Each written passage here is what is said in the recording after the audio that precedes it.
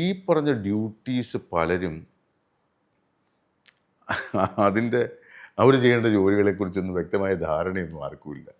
എന്തൊക്കെയാണ് ചെയ്യേണ്ടത്, എന്തൊക്കെയാണ് ചെയ്യാൻ പാടില്ലാത്തത്, ഇതിനെക്കുറിച്ചൊന്നും ഒരു ധാരണയില്ലാത്ത ആളുകളാണ് നിർഭാഗ്യവശാൽ അമ്മയുടെ തലപ്പത്ത് വന്നത് എന്നുള്ളതാണ് എനിക്ക് മനസ്സിലായ കാര്യം. അതിൽ നമുക്ക് പറയേണ്ട കാര്യങ്ങൾ എവിടെയൊക്കെ പറയാം. എക്സിക്യൂട്ടീവ് കമ്മിറ്റിയിൽ നടക്കുന്ന കാര്യങ്ങൾ പുറത്ത് പറയാൻ പാടില്ല, അല്ലേ? പുറത്ത് പോകാൻ പാടില്ല, ഒരു കാരണവശാലും പുറത്ത് പോകാൻ പാടില്ല. ജനറൽ ബോഡി നടക്കുന്ന കാര്യങ്ങളും വെളിയിൽ പോകേണ്ട കാര്യമില്ല. ജനറൽ ബോഡിയിൽ നമ്മുടെ അംഗങ്ങൾ മാത്രം പങ്കെടുക്കുന്ന കാര്യങ്ങൾ നടക്കുന്നത്. പക്ഷേ ഇവിടെ നടക്കുന്ന അങ്ങനെയല്ല.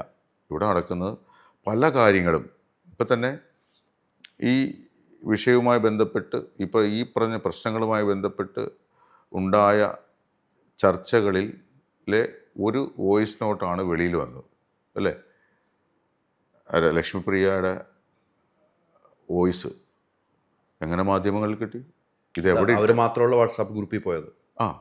അത് എക്സിക്യൂട്ടീവ് കമ്മിറ്റിയിൽ ഉണ്ടായ ഒരു വോയിസ് ക്ലിപ്പാണ്. അതെങ്ങനെ മാധ്യമങ്ങളുടെ മുമ്പിൽ, ഞാൻ മറ്റുള്ളതൊന്നും പറയാനില്ല, മാധ്യമങ്ങളിൽ എങ്ങനെ പോയി? അതുപോലെ തന്നെ ഈ കമ്മിറ്റിയിലുള്ള ആളുകൾ എന്തിനാണ് മാധ്യമങ്ങളിൽ പോയിട്ട് കാര്യങ്ങൾ പറയുന്നത്? ഇപ്പം ഞാൻ പറയാം, ഉണ്ണി ശിവപാൽ എന്ന് പറയുന്ന ട്രഷററെ മാറ്റി നിർത്തി, അല്ലേ? എന്തിനാ മാറ്റി നിർത്തി?